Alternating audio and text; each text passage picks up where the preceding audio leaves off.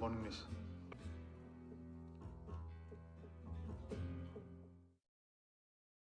Oke guys, anyway welcome back ya. Oke lah, pada video kali ini Mimin akan menceritakan sebuah film yang berjudul. Nah, film ini mengisahkan seorang istri yang aduhai, namun sayangnya ia tidak pernah puas akan lele jumbo milik suaminya. Di suatu titik, istrinya yang sudah jenuh melirik-lirik seorang pria perkasa sebagai obat cuci goanya.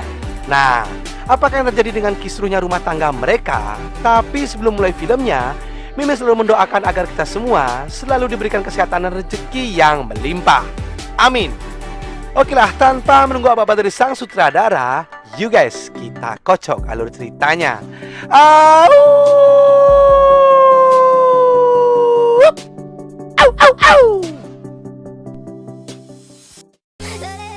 Scenes diawali dengan diperlihatkan seorang pria parubaya yang berburu bernama Bill. Nah, Bill ini berprofesi sebagai seorang musisi terkenal. Dan saat ini ia memiliki seorang istri muda cantik, pokoknya aduhai nih, bernama Isabel.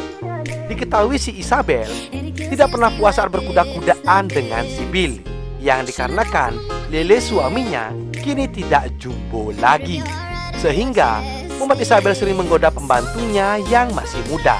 Dan pria itu bernama David. Pada saat itu Isabel sedang berenang sembari menggoda-goda David tanpa menggunakan sehelai busana. Lalu pada malam harinya, Bill pun makan malam bersama dengan Isabel.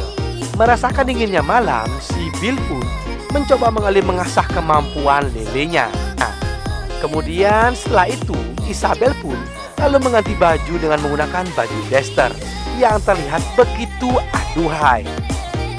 Tak berselang lama, datanglah seorang pria brewok yang bernama Lukas. Diceritakan Isabel ini sebelumnya juga pernah menikah, dan si Lukas inilah adalah anaknya. Yang parahnya lagi, si Lukas ini pernah selingkuh dengan Isabel. Ternyata maksud kedatangan dari Lukas adalah untuk menagih warisan sepeninggalan dari ayahnya, karena Lukas merasa bahwa ia memiliki hak atas warisan tersebut. Akan tetapi Isabel tak mau memberikannya sedikit pun. Di sana Lukas selalu mengancam bahwa ia akan menyebarluaskan video syur 19 detik mereka. Tak berselang lama datanglah si Bill. Bill yang sudah mengetahui maksud kedatangan dari Lukas tak bertanya apa-apa dan lalu mengajaknya untuk makan malam bersama. Kemudian Lukas pun berkata kepada si Bill bahwa Isabel ini hanya ingin mengeruk harta warisannya saja. Mendengar hal tersebut, si Bill pun malah tersenyum karena dia tak mempersalahkan tujuan dari Isabel itu.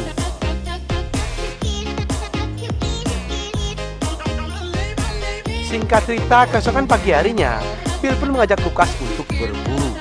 Sedangkan Isabel sedang berada di rumah sendirian, tiba-tiba didatangi oleh si David. Tentu saja untuk mengajaknya berklokat-kloket.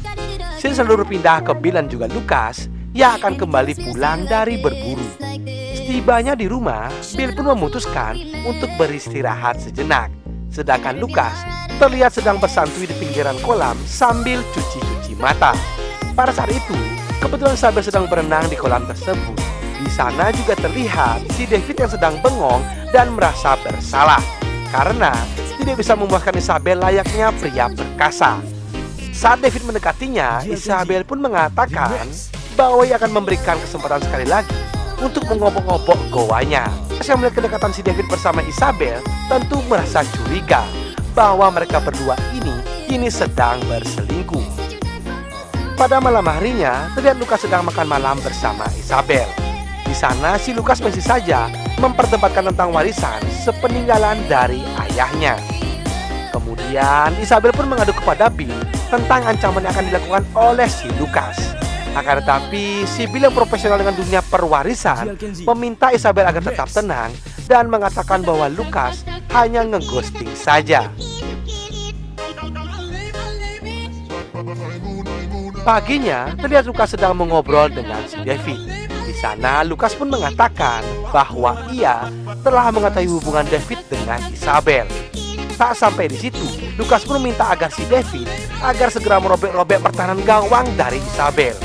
Dan benar saja, si David pun langsung mendatangi Isabel yang telah usai berenang. Teriakan dari Isabel pun terdengar oleh si Bill, yang kemudian ia pun langsung mengambil bedil miliknya. Sehingga tanpa pikir panjang, si David pun harus menerima peluru panas yang bersarang di tubuhnya hingga modiar. Si Lukas yang mengetahui hal itu langsung bergas untuk menghubungi pihak kepolisian.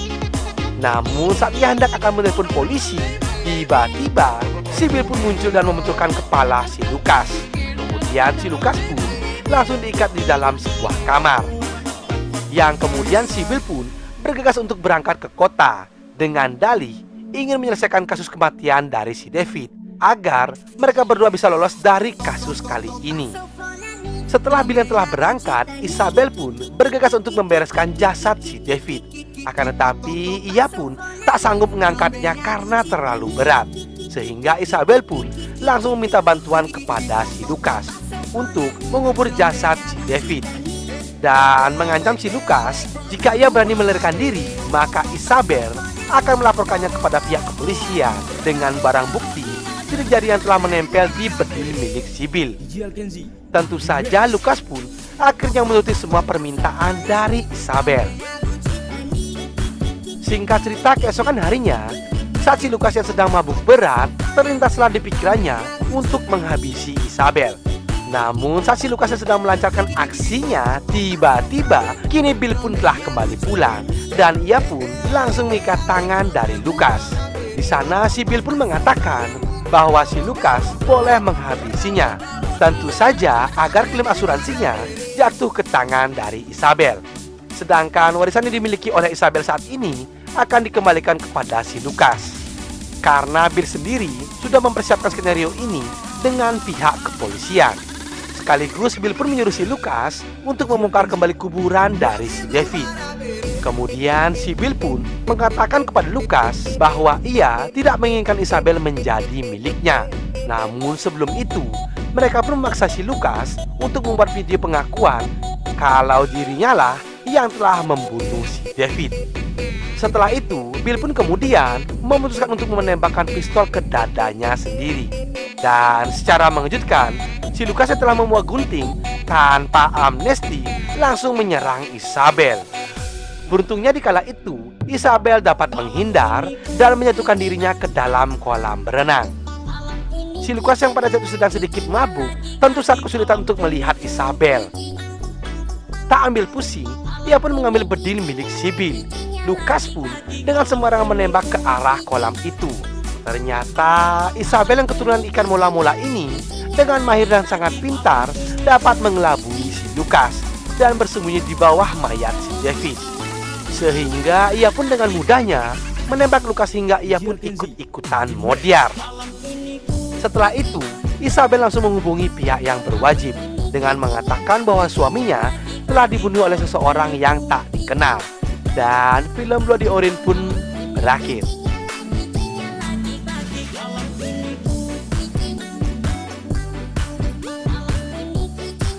Oke guys, begitulah cerita film kali ini ya. Pesan moral yang bisa kita ambil pada video kali ini adalah ya, semua rumah tangga tentunya memiliki masalahnya masing-masing ya. Hendaknya kita sebagai manusia ya gimana ya, dapat menyelesaikan masalah dengan berpikir secara dewasa ya. Apalagi hingga terjadi tragedi seperti pada film kali ini. Oke lah, jika kalian senang dengan channel ini, jangan ragu untuk klik subscribe dan nyalakan loncengnya agar kalian tidak ketinggalan video terbaru dari channel ini. Mohon maaf jika saya ada salah kata. Saya undur diri. See you next video and ciao. Ikan hiu mangap-mangap. Thank you now. Woo!